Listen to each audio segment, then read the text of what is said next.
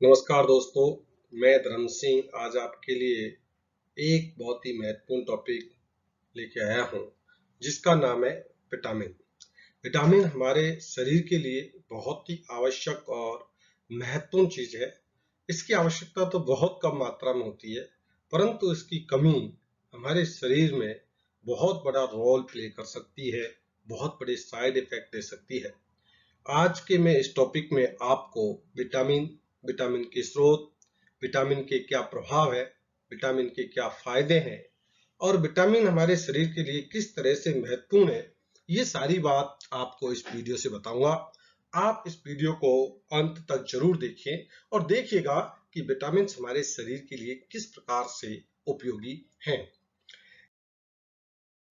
ये जो टॉपिक है ये सभी स्टूडेंट्स के लिए बहुत ही उपयोगी है।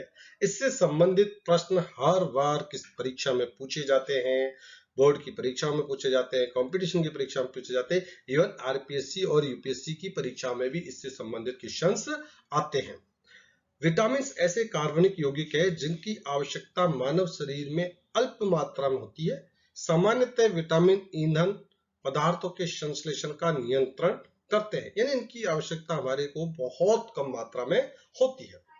विटामिन की खोज हॉपकिंस नामक वैज्ञानिक ने की। ये प्रश्न बोर्ड की परीक्षाओं में और में भी पूछा जाता है, विटामिन की खोज किसने की? तो हमें याद रखना होगा कि विटामिन की खोज है वो हॉपकिंस नामक वैज्ञानिक ने की, जबकि विटामिन शब्द का प्रयोग फुंक नामक वैज्ञानिक ने किया। यह इस बात को ध्यान रखना है, कई बार हम बच्चे कंफ्यूजन हो जाते हैं, खोज किसने की और नाम किसने। तो नाम दिया फंक ने और खोज की इसकी हॉपकिंस ने।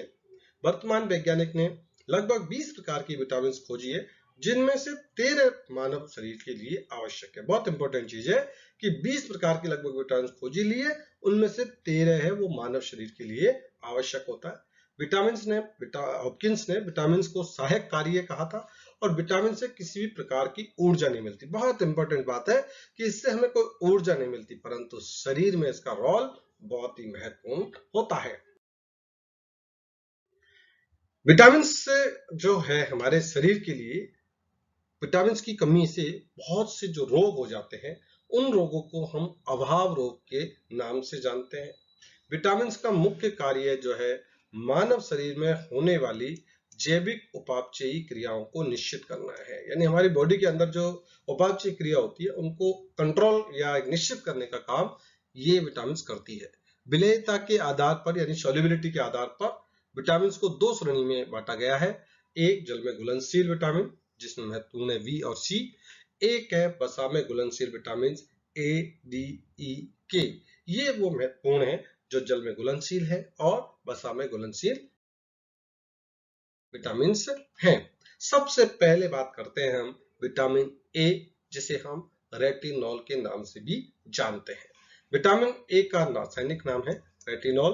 विटामिन ए को संक्रमण रोधी विटामिन या एंटी इन्फेक्शन विटामिन भी कहते हैं। देखिए नाम से पता लगता है, संक्रमण रोधी यानी संक्रमण को रोकने का काम करती है।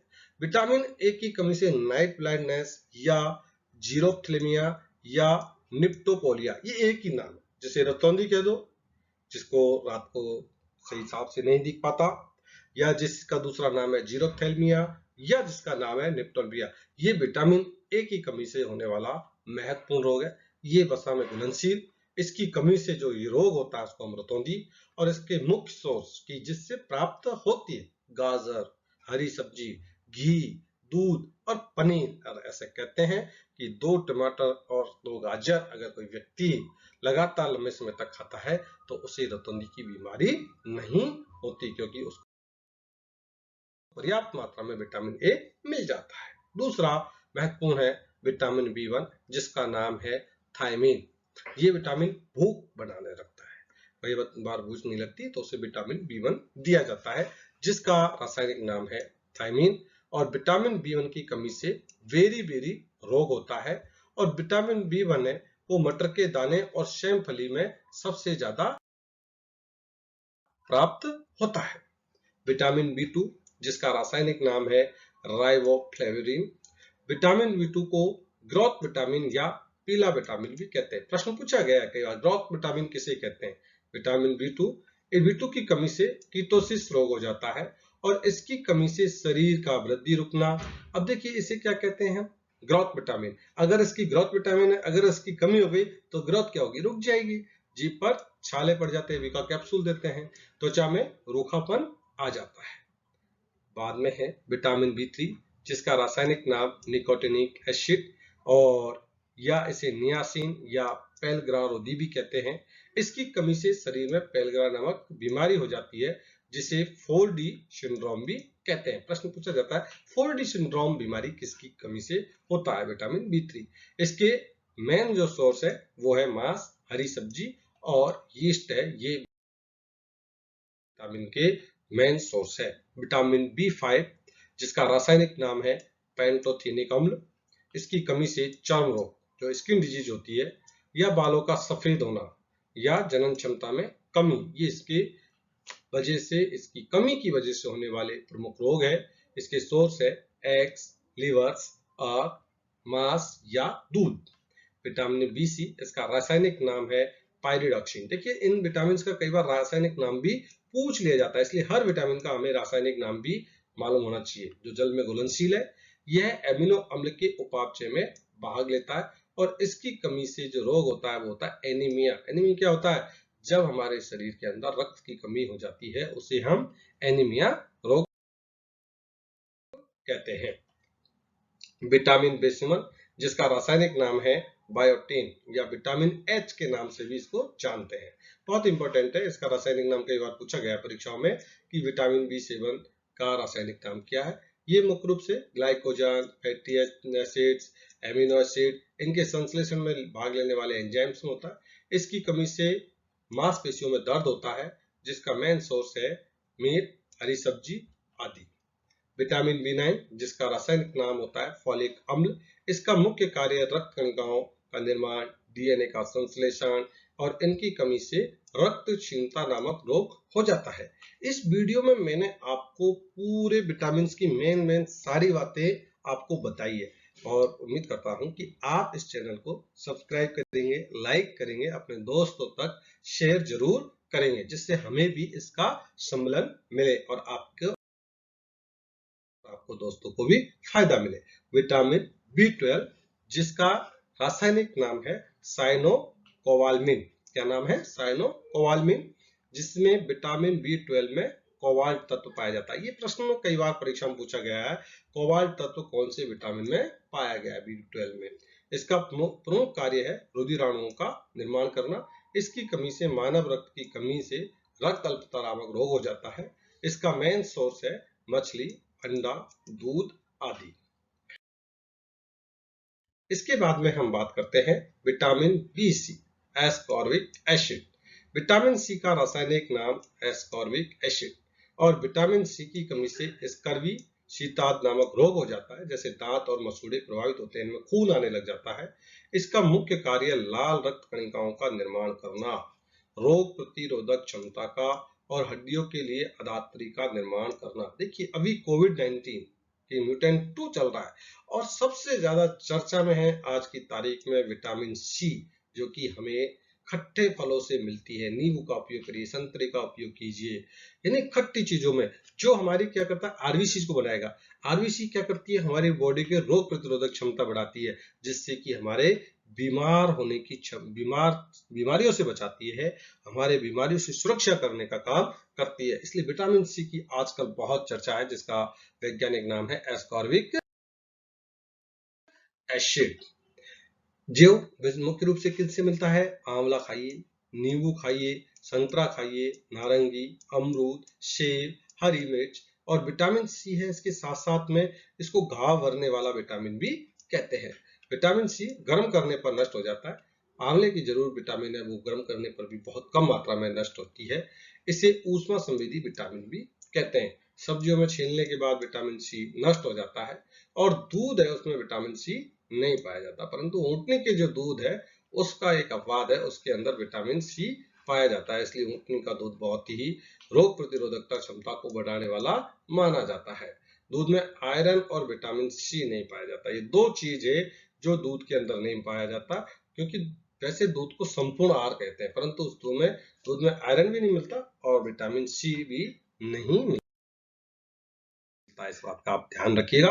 विटामिन डी रासायनिक नाम कैल्सीफेरॉल, बहुत बार पूछा गया है, बहुत सी परीक्षा में पूछा जाता है विटामिन डी का रासायनिक नाम। इसका कार्य दांतों की हड्डियों और विकास करना और सबसे तेज गति से बनने वाला विटामिन। और विटामिन डी एकमात्र विटामिन है जो हार्मोन की तरह भी काम करता है। ये प्रश्न भी बहुत सी बार पूछा गया है कि कौन सा विटामिन हार्मोन की तरह भी काम करता है, तो विटामिन डी। विटामिन डी सूर्य की पराबैंगनी किरणों से त्वचा द्वारा स्वतः ही निर्मित होता है। कैल्शियम जो फास्फेट है, ये विटामिन डी कैल्शियम फास्फेट जो कि हड्डियों के मजबूत और बनाने में काम आता है।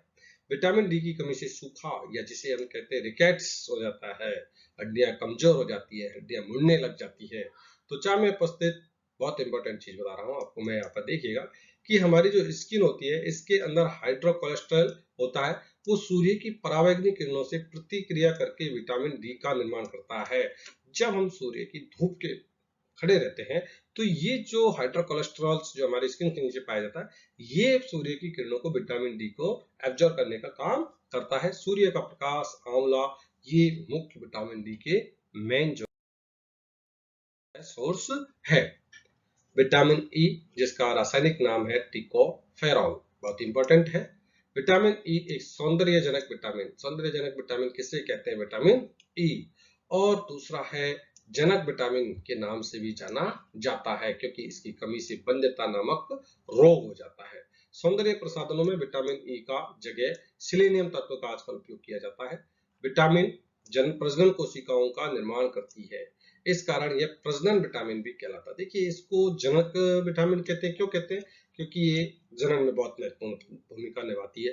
दूसरा, ये प्रजनन कोशिकाओं का निर्माण करती है, इसलिए इसे प्रजनन विटामिन भी कहते हैं।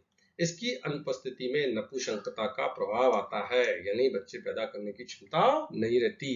विटामिन ए सोयाबीन के अंदर, सूखे मेवे, किशमिश आदि से मिलता है और विटामिन ए है वो सर्वश्रेष्ठ एंटीऑक्सीडेंट इसको माना जाता है। विटामिन के जिसका वैज्ञानिक नाम है फाइलोक्विनोन, जो एंटीऑक्सीडेंट है उसका क्रम है विटामिन ई, विटामिन सी और विटामिन ए। विटामिन के है फिलोक्लिन, नेप्थोलेटिन, रक्त स्कंदक, एंटी हीमोफिलिक विटामिन के नाम से इनको जाना जाता है। विटामिन के का निर्माण शरीर की बड़ी आंत के कोलन भाग में इकोलाई जीवाणु के द्वारा होता है। इसका मुख्य कार्य रक्त स्कंदन करना, बहुत इंपॉर्टेंट है। रक्त स्कंदन में कौन सी विटामिन काम आती है? विटामिन के। विटामिन के की कमी से जो है क्या नहीं होगा? रक्त का थक्का नहीं बनेगा। और सर्वाधिक किसमें मिलती है? हरी सब्जियों में मिलती है। और विटामिन के की कमी से एक और रोग होता है, वो होता है हीमोफिलिया। हीमोफिलिया में रोग के अंदर क्या होता है? रक्त का थक्का नहीं बनता, इसे शाही बीमारी भी कहते हैं। हरी सब्जी, टमाटर, पनीर आदि के अंदर विटामिन के है वो पर्याप्त मात्रा में पाया जाता है। तो ये मैंने आपको बहुत महत्वपूर्ण विटामिन के बारे में आपको बताया। आपको याद रखिएगा विटामिन के नाम, उनके प्रभाव, उनकी कमी से होने वाले रोग और उनके मुख्य स्रोत, ये आपको एक चार्ट बना करके याद रखने होंगे, बहुत ही इंपॉर्टेंट है। मैं उम्मीद करता हूं आपको पसंद आया होगा। वैसे कहते हैं कि जितना पैसा हम अपनी गर्दन से नीचे का मतलब तन पर खर्च करते हैं, इसकी वसाहत पर करते हैं, कपड़ों पर करते हैं, बॉडी बनाने पर करते हैं, अगर उसका एक छोटा सा हिस्सा यानी नीचे के तन पर अगर 100 रुपए खर्च करें तो ऊपर के तन पर यानी गर्दन के ऊपर के भाग यानी दिमाग पर निवेश करें तो एकदम ही अलग मुकाम। कि आप तन पर इतना खर्च करते हो, इसके लिए बजाय अगर आप आपके दिमाग को इनोवेट करने के लिए, दिमाग की सुंदरता बढ़ाने के लिए क्या सोर्स है? सबसे ज्यादा महत्वपूर्ण चीजें हैं किताब पढ़ना, ज्ञानवर्धक किताब पढ़ना, अच्छी किताब पढ़ना, अच्छा ज्ञान प्राप्त करना। ये हमारे जो है दिमाग को निवेश करना माना जाता है और इससे ही आदमी में दिन दूना रात चौगुनी प्रोग्रेस और एक व्यवहार और एक जीवन में सुधार आता है।